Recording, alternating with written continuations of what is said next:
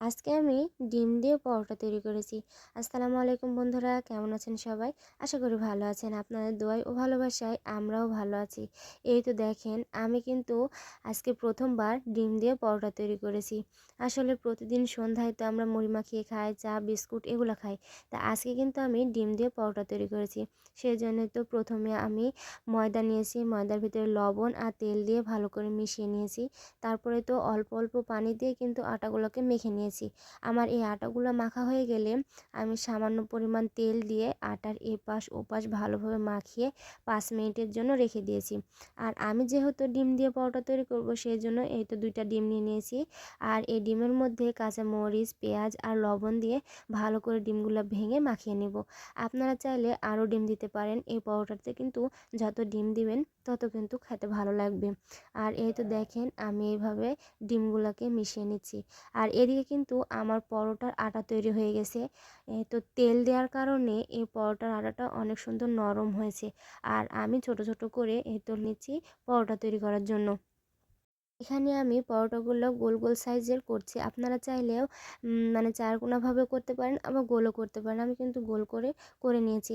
আর আমি যখন এই পরোটাটা তৈরি করি তখন কিন্তু কারেন্ট ছিল না। আমি ঘরের মধ্যে লাইট জ্বালিয়ে এই তো পরোটাগুলো তৈরি করে নিয়েছি। এখন শুধু চুলায় গিয়ে আমি ভেজে নেব। তাই প্রথমে আমি চুলায় একটা কড়াইয়ে তেল দিয়ে এই পরোটাগুলো ভেজে নেব। এই তো এখানে একটা পরোটা নিয়েছি। আর এই তো মানে ডিমের মধ্যে এই পরোটার এপাশ ওপাশ ভালো করে ডুবিয়ে নিচ্ছি। এরপরে আমি সুন্দর করে এই তেলের মধ্যে ছেড়ে দেব। আর এই তো দেখেন, এটা আস্তে করে আমি কিন্তু তেলের ভেতরে ছেড়ে দিয়েছি। আর এটা কত সুন্দরভাবে ফুলেছে, দেখতেও কিন্তু অনেক সুন্দর লাগছে। আমি কিন্তু আজকে প্রথমবার এই পরোটাটা তৈরি করছি। মাশাল্লাহ, অনেক সুন্দর হয়েছে পরোটাগুলা। আর এভাবে কিন্তু আমি সব পরোটাগুলাই ভেজে নিয়েছি। আসলে এই পরোটাটা দেখতে অনেক সুন্দর হয়েছে। আর এই তো দেখেন, আমার কিন্তু সব পরোটা ভাজা হয়ে গেছে। এটা আমি ঘরের মধ্যে নিয়ে চলে এসেছি। আর এই পরোটা আমার মেয়েকে প্রথমে খেতে দিয়েছি। আমার মেয়ে খেয়ে মানে তাকে অনেক ভালো লেগেছে। আসলে এই খাবারটা ছোট বাচ্চাদের বেশি পছন্দ হবে, কারণ খেতে মানে এই পরোটাটা খেতে অনেক মজা। মানে নরম আর খেতে কিন্তু সেই স্বাদ। আমি খাওয়ার পরে আমি এটা মানে স্বাদটা বুঝতে পেরেছি বলে বারবার বলছি। যাদের বাড়িতে ছোট বাচ্চা আছে তাদের কিন্তু এই খাবারটা বেশি ভালো লাগবে। সকালের খাবার বলেন বা বিকেলের খাবারে বলেন, এই খাবারটা কিন্তু মানে পরোটাটা কিন্তু বেশ মজার।